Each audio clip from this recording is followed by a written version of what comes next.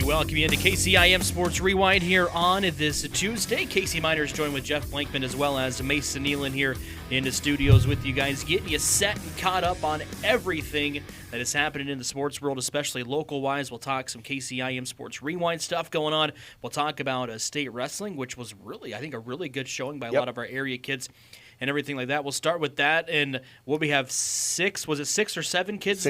Six kids that went down and medaled, which is really good. I don't know, is that the most you've had that have gone down there and medaled so far? That's the most that we've ever had medal since I've been here and since 2004. So, yeah, really strong showing. 22 going down was the most we've had by a large margin.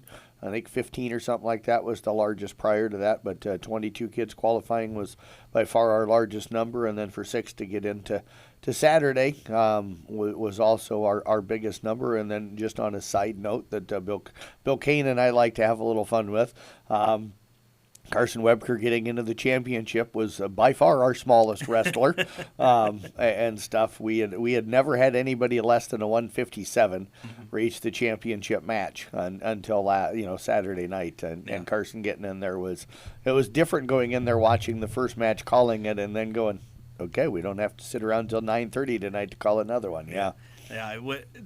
We won't get in the details of everything that happened with Carson's match. He got robbed. If people saw it on social media, a lot of people think that he got robbed. But man, what a great kid! As only a sophomore, he's got a lot of bright future wrestling in his career. Yeah, absolutely. And I feel for the official that's taking the abuse. It would probably.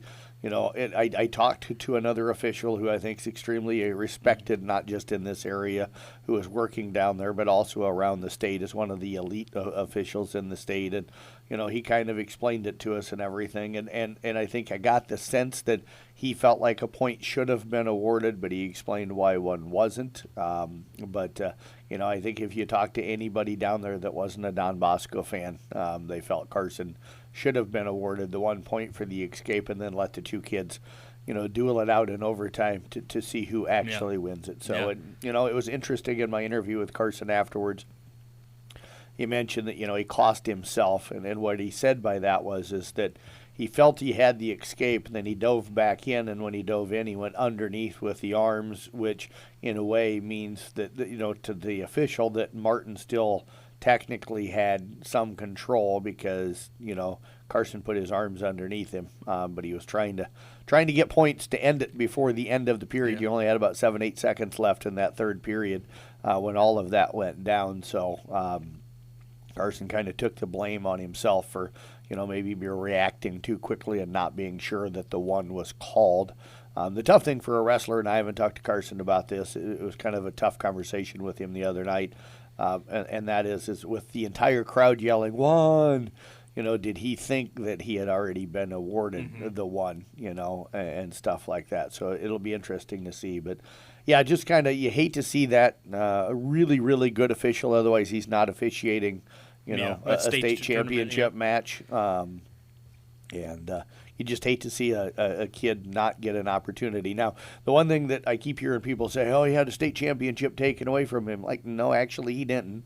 He had a chance to win a state championship, maybe taking away from him, because there's no guarantee that in overtime he wins it. But he at least, I wish he would have been given that opportunity to win it in the overtime. Yeah. So.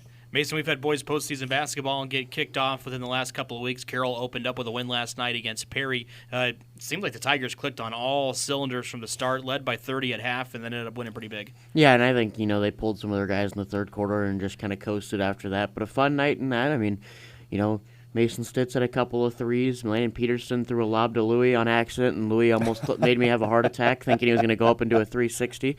But, no, I mean, it was a fun night, and, I think that's kind of what Carroll needed after that Gilbert game, is to just kind of relax and say, you know what, we're back at home. We're going to be able to win games against these type of teams. Let's just get into the next round. Yeah, that Landon Peterson play was really unique. You see it occasionally where a guy tries to make a steal and does, and he's fallen out of bounds, and he's fallen into his own bench, and he just kind of throws the ball back inbound, but Landon, I thought the shot had a chance to go in, or the ball, and then number 2, it looked like it was almost a perfect alley-oop for Louis, who come flying in there and caught it and everything. But that would have been really, really cool if it would have turned into an alley-oop dunk off of that play. We may have given Landon the player of the game just simply for one assist, on that. But I thought the Tigers looked sharp last night, shared the basketball really well. I haven't had a chance to look at their official numbers as far as full stats. Randy sent me all the individual stuff, but the team stuff, I had them for 20 made baskets in the first half and 15 assists. I know they finished with 18 assists in the game. But you think about the ball movement that they had to have had in that first half to have almost an assist on 75% of their baskets. That tells you how well they were clicking offensively. A team that's played a lot of basketball together. And speaking of teams that have played a lot of basketball together, we got 2 more games coming up tonight in Kuhn, who those kids have played a lot of basketball together. And Kemper, is starting to make their run too. And Audubon. Yep, yes, and Audubon. Yes. Yep. Kuhn and Audubon play each other tonight. That's the tough thing. You got 2 local teams. One advances, so we're guaranteed somebody in the sub-state final on Saturday. But you also know that one team's season has to come to an end tonight. So, Mason, these 2 teams played first game of the year. Kuhn pulled out kind of a tough 54-49 win. But we were talking before the show, both of these teams different than what they were when they met up at the beginning of the year. It'll be interesting to see because I did actually do that game to start the year, and it was literally the first game of boys basketball I did. And I sat there and I'm like, Kuhn's got really high expectations, but Audubon kind of came in and pushed them, and, but Kuhn's kind of elevated their game, and Audubon has as well, but Kuhn's elevated to that level of what I would say elite, one of the elite teams in 1A, and their offense has just been, amazing to start the year and then now finish out the year as well. So even without Caden Oswald against Audubon, he's going to be a problem for Brody Schultes and for Aiden Kiergaard and Jorgen Nowatzki, who's going to be out on the perimeter. But for Kuhn, this is your game to kind of win, and shout out to them for going up to Carroll High and making the trip pretty easy. Yeah. Thanks to Randy Beeson and everybody up at Carroll High. I joked with Chelsea Beeson last night. I got a chance to talk to her for a little bit before the game, and I said, I don't remember this late in the season, in the postseason ever, where last night I was at Carroll High, tonight I'm at Kemper. I could have been at Carroll High coming up tonight, but Nick's going to go do that game. And then Wednesday and Thursday I'm back to Carroll High because Carroll's hosting a game they're not playing in both Tuesday and Wednesday, and I'm like, not having to leave town for 4 straight nights is kind of nice. Get to go out and call what should be outstanding basketball games, and not having to leave town is kind of fun. Yeah, we'll talk about that girls game coming up on Wednesday because we won't have a chance to talk about it. We got a couple of girls teams with their chance to go to state. Well, we haven't really talked Kemper yet, though. You mentioned them. Griffin Glen out tonight. I don't know if it'll impact them tonight.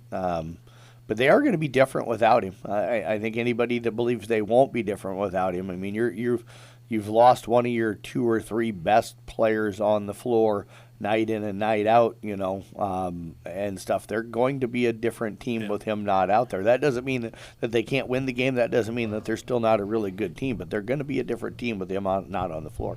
Our great color commentary crew, Doug Waniger, told me they have possibility of 36 to 38 points sitting on their bench tonight. Yeah. And there's not many teams that can take 36 to 38 points out of their lineup and still win games. But I trust Kemper. Right. But at the same time, South Hardin beat Union, who was a top 7 team at the time, and so then they went and lost to Applington Parkersburg the next night. So I don't know what South Hardin team's going to show up tonight, and I don't know what Kemper team's going to show up tonight. But if both of them are at their best, Kemper's obviously got to be favored, but if Kemper starts to slip a little bit without Griffin Glen, it could be a dogfight. I think we'll see Dylan Schoen playing the perimeter more. Not shooting-wise, but a kid that can take somebody one-on-one to the basket because he's a really good driver and a slasher. Yep. I think you might see Dylan Schoen playing the perimeter a little bit more tonight to kind of help spread that Kemper offense out. Yeah, my concern for them really is more on the defensive end. Griffin's really good defensively, and not that they don't have other guys that can defend, but you take a perimeter guy that can guard a wing or a guard, and you take him off the floor. He's extremely athletic, can jump out of the building, and I worry more on the defensive end because I think a Ryan Clare and a Dylan Schoen, you get some buckets from Tanner Bading, you get some buckets from Jared Tryon. You can, I'm not saying you make up the 16 to 18 points a game that Griffin's been averaging since the second half of the season started, but if you can get 12 to 14 out of those guys, you don't miss it on the offensive end as much, but who steps up defensively and rebounding-wise and does the thing that Griffin does on that side of the ball? And I will say, I mean, for Kemper's bench here, this is a night where somebody like an Easton Gifford can go out and prove what they can do defensively and show kind of the Kemper fans, you know what, I haven't played a whole ton this year, but I'm still a really athletic kid that can go out there and play good defense. And I know he had his jersey off in the first half of the game last week, and I was waiting for it. I was like, I was waiting for him to go out there and get ready to play. But, with Griff going down, it's going to take one of those athletic guys that's younger to go out there and play defense. And this is going to be the debut of Mr. Stork. I've been hearing a lot about that young man, and is he going to get the opportunity to get some minutes and maybe start to show what maybe his future is going to be like as well? I think one big thing that'll be tonight for Kemper is that I think you might see them make up the loss of Griffin with a couple kids. Right. I think Tanner Bating more than likely will get the start tonight. Good defensively, can shoot the basketball, but I think you might see them do some switches, because I think Jordan is a kid that can come in and make up for the shooting that you're going to miss for Griffin tonight. And then, like Mason mentioned, Easton on the defensive end could be a really good guard that's quick, that could be out there and helping tonight. Yeah, and it's going to have to be a collection of guys. Ryan and Dylan are going to have to up things. They're just going to have to get – everybody's going to have to up their game, because you can't expect one guy that – doesn't play a ton of minutes to come in and give you what Griffin has. So, I will say both of those guys have looked pretty good. Dylan had 27 the other night in a win, and didn't even get our player of the game. Jack's been looking good. Ryan, I mean, he looks like the Ryan that you saw last year where they were throwing lobs, and I mean, he was that athletic beast that they had. And this year, I mean, he's gotten back to that form now. I know after football season, put some pounds on to play tight end, and then now I think he's kind of realized it's basketball season, and they're going to need me to be at my best. Yeah, and you mentioned Jack. I think Jack Bating sometimes forgotten about, because he doesn't look to score a lot, but he's a kid that can do a lot of things, and I think he can even score more than what he normally does. And you might see him go off tonight. You put him on some other teams, and he's probably the team's top option scoring the basketball. Absolutely. We'll jump ship to Wednesday before we get talking about some KCIM Sports Rewind stuff. Two girls teams got their chance to punch their tickets to the tournament coming up on Wednesday. We've got Exira taking on GTRA. That'll be here in town at Carroll High School. And then Coon Rapids Bear takes on St. Albert in Harlan. Both of you guys will be doing those games, but it'd be great to get two girls teams down there. Exira the higher seed, so they're going to be favored. Coon's got a tough test with St. Albert. Yeah, Exira's got a tough test as well. I know I talked with Coach Peterson yesterday in our weekly interview. I've seen GTRA twice this year. Both of their games against East County I was able to broadcast, and very, very athletic, very fast. They really pressure you defensively. They get out and run quick. They take turnovers and miss baskets and turn them into offensive opportunities, on the other end pretty quickly. So this is a team that certainly is not going to be an easy out. I told Tom that I think that in watching them play, ESAC twice, I think Exira is the better ball club. They're going to have to take advantage of their size and their strength inside. They're going to have to rebound well.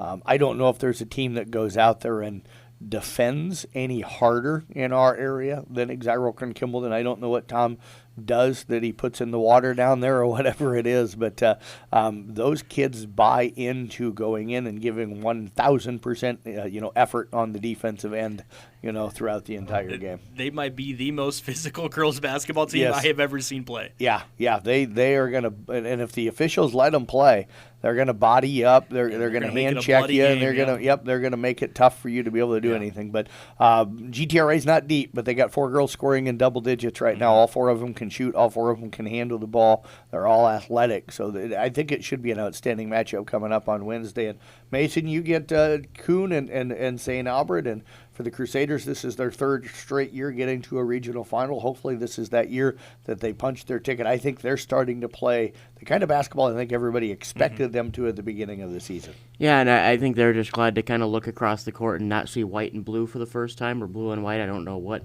the jerseys look like. And, you don't have to mention the name because I don't want to scare anyone from down that way with the name of that team. But, I mean, I think they're more excited to see a team not from the north and maybe see the team from the south instead and say, you know what, We've lost twice to that team up there. Maybe it's different with St. Albert this year. Maybe we can contend with them. Because I think a lot of it was a mental thing there.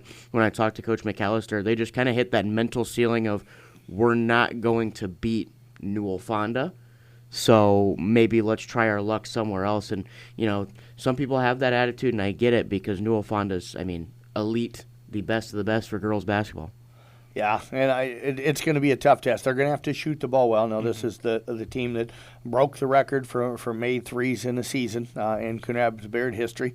So this is a team that can shoot the basketball some, and I really like the way Anna Hart's been playing here of late. I think her finally announcing that she was going to Iowa Western took that weight off of her shoulder, and not that she wasn't playing well before, but you've all of a sudden kind of seen a dominant Anna Hart here in the last couple of weeks. I think she's relaxed and just going out and playing, and that's going to benefit them. You got Malia Clayberg, who can take it to another level. And then they've got three girls in Ella Heidoff and Aubrey Hoffbauer and Ashton Clucky that, if one of them starts to knock down shots, that's going to be huge. And then Maya comes off the bench and has been their top 3-point shooter all season long. Yeah, so. she shoots the basketball really well, plays good defense coming off the bench and everything like that. We'll step away, take a break. We'll talk some KCIM Sports Rewind when we come back here on a KCIM. As the athletes at your house prepare for hard work and fun of the season, remember that St. Anthony Rehab Services provides physical therapy for any sports injury that may sideline your member of the team. Sports injuries can plague kids of all ages and keep them from playing the sport they love. Athletes will be under the direct supervision of a certified and licensed healthcare professional in the newly renovated sports performance facility. If an injury is keeping your athlete out of the game, call St. Anthony Rehabilitation Services at 794-5000 for sports injury and treatment rehab.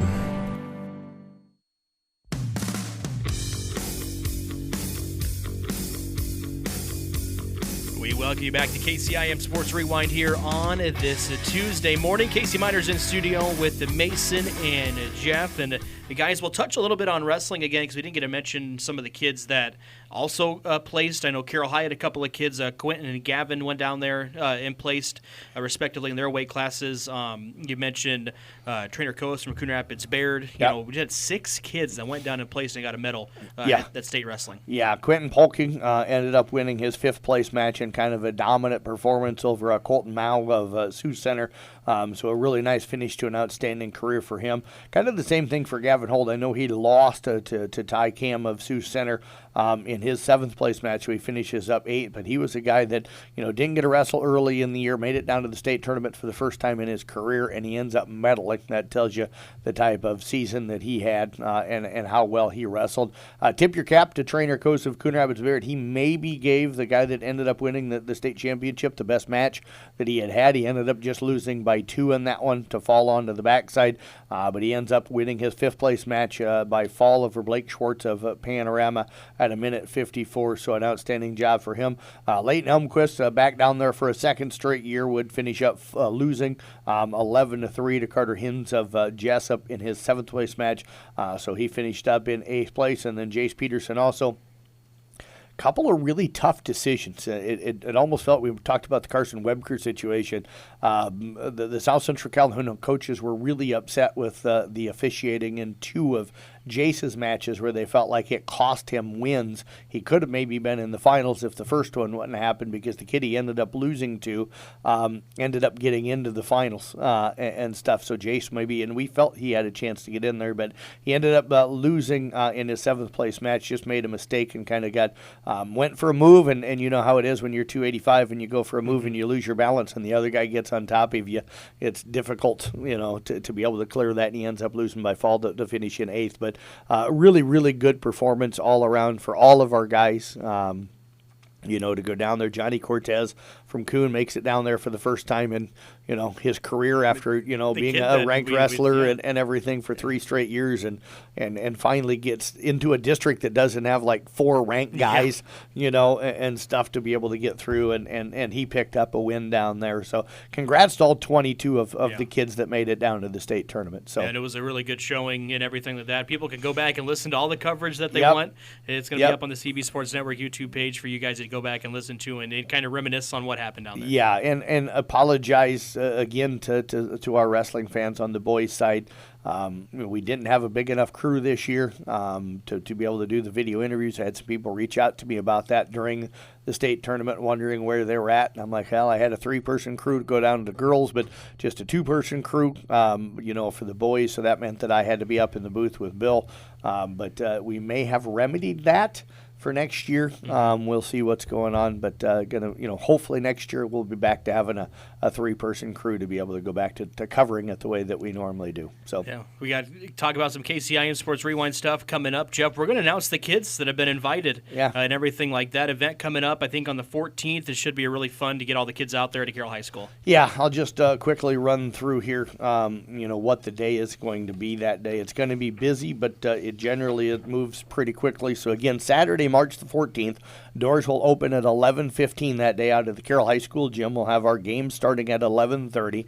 The event should take probably between 2 and 3 hours. We'll keep it moving fairly quickly. What we're going to do, the order of event, we'll have our boys basketball all-star game. Then we'll have our dodgeball tournament for the wrestlers, swimmers, and bowlers. Then we'll have our girls basketball all-star game, followed by our 3-point contest, and then the award ceremony. Again, the basketball all-star games both will be 15 minutes of continuous clock. We won't stop the clock until the final minute if the ball goes out of bounds. The 3-point contest and the dodgeball tournament will be a best of 3. And then the 3-point contest, 5 balls on each rack. We're going to have a rack on the corner, the top, and then on the wing. They'll have 45 seconds to get those 15 shots off. The first 4 balls on each of the 3 racks are worth 1 point. The final ball, I think, is going to be worth 5 points is what I've got it down as. So we'll get through that as quickly as I can. Now, not just the basketball players are eligible to shoot in that. The wrestlers, the swimmers, and the bowlers, and any of the coaches that are there that want to get in there and show their shooting touch. Mason's already said he's going to, so I don't want to embarrass him. But then our award ceremony, we're going to go our bowlers of the year, followed by girls basketball, boys wrestling, our swimmer of the year, girls wrestling, and boys basketball. So. Yeah, it's going to be a full slate of events. We'll start off in girls wrestling. We'll go by team here. From Audubon, we've got Macy Rasmussen, Elena Harbor, Jordan Mulford, and those are your Audubon wrestlers right now. We got our Carroll wrestlers, and there's a lot of them here. We got Emma Daniels, Emma Grossman, Cammie Jones, Alexis Esquivel, Maggie Dirks, and Bree Kiger. From South Central Calhoun, Emery Kramer, Goldie Davis, Mia Heffley, and Jaylon Zika. There's a handful from Kemper as well, and Sadie Smith, and Madigan Hoyt, Kara Schutte, Lucy Potoff, and Riley Massey. And then 2 coaches, and one from the north and one from the south here with Joe Daniels and Shane Vaughn from Carroll and Kemper. Yep, and those are our finalists for coaches of the year. Do you want to mention for everybody that's wondering about teams, those are going to be announced at the event coming up on the 14th? Yes, the award ceremony is where you'll find out where everybody finishes. So we'll name our first team, second team for basketball, first, second, third, and honorable mention. Wrestler of the year, coach of the year, basketball players of the year, all that stuff will be announced during the award ceremony at the end of the event. It's me now for boys wrestling. Lane Elmquist, John Rasmussen, Carter Obermeyer, and also Lane Meyer from the Audubon Wheelers. Taking a look at a Carroll for boys wrestling, Carson Tedrow, Caden Clucky, Kieran Poking, Quentin Poking, and Gavin Holt. Coming from Coon Rapids Bear, Johnny Cortez, Caleb Hoffman, Ethan Bauer, and a trainer Coase. From Esac County, Dawson Allen. From McKemper, there's a couple of them, Beckett Warnemont and McGuire Hoyt. And for South Central Calhoun, you got Carson Webker, Curtis Bullock, Braden Wernerberg, Cooper Natras, and Jace Peterson. Our coaches invited, these are our finalists for Coach of the Year. Eric Noggle from Carroll, and the co-head coaches in Lance Schultz and Colin Corey from South Central Calhoun. We'll turn our attention to boys' swimming. We've got Legan Cease and Tegan Renzi of Carroll. For girls bowling, we got Morgan Williams of Carroll. And for boys bowling, we've got Randy Bauer from Carroll. We will turn our attention now to girls basketball from Carroll, Allie Cook and Chloe Cook. From Coon Rapids Bear, you got Anna Hart, Malia Clayberg, and Ashton Clucky. From Exiro Quinn Kimbleton, Jalen Peterson, Taryn Peterson, Harlow Miller, and Cadence Brandon Sporer. From the Kemper Knights, Kaylee Simons, Elsa Tiefenthaler, Addie Antofer, Morgan Mashing. From ESAC, you got Reese Ashinger and Sarah Bontrager. From Glen Ralston, Jenna Subert, Chloe Peters, Cassidy Wink, and Olivia Squibb. Cam Manning, Keegan Ashine, and Anna Stengel. From South Central Calhoun, Blair Schleisman and Macy Dorman, as well as Sadie Wheelock. And from Peyton Sheridan, Olivia Smith. And the coaches invited for girls basketball, Tom Peterson, Justin Yetmar, and Eric Yelly. I think I said that right. Is it You Helly? did. Yep, Okay. it's Yelly. Yep. For boys basketball, we're going to start off with Coon Rapids Bayard with Cal Hayden, Ty Hayden, Caden Oswald, and Bryce Lewis. From Kemper, Ryan Clare, Griffin Glenn, Dylan Schoen, and Jack Bading. From Carroll, we've got Jared Moore, Matt Collison, Trey Tassel, and Lowell Thargiath. A trio from IKM Manning with Ben Ramsey, Wyatt Danner, and a Brock Kuzel. From Arweva, Wyatt Regaller, Hayden Studer, and Derek Thompson. From Peyton Sheridan, Trayvon Keeley. From Audubon, we've got Austin Christensen, Brody Schultes, Aiden Kiergaard, and Jorgen Nowatzki. And from South Central Calhoun, Evan Myers, Charlie Natras, and Garrett Krause. Rounding out the boys basketball players from Glidden, Ralston, Dawson Majerus, and Grayson Renzi. 3 coaches in our finalists as well, Randy Beeson of Carroll, Seth Streben of Coon Rapids Bayard, and Sean Minahan of Kemper. And again, I'll send out the official invites to the kids.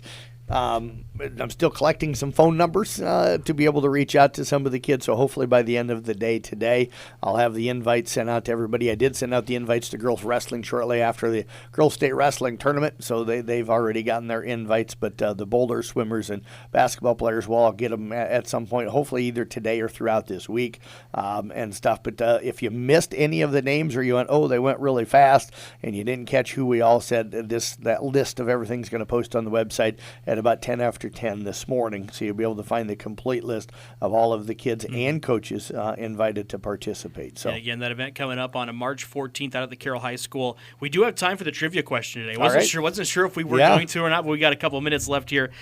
So I know you guys are baseball fans, but don't really follow the World Baseball Classic, do you, at all when it starts and stuff like that? Yeah, no, just it's a lack of time. Yeah. So that's going to be starting in March. They play it every 3 years.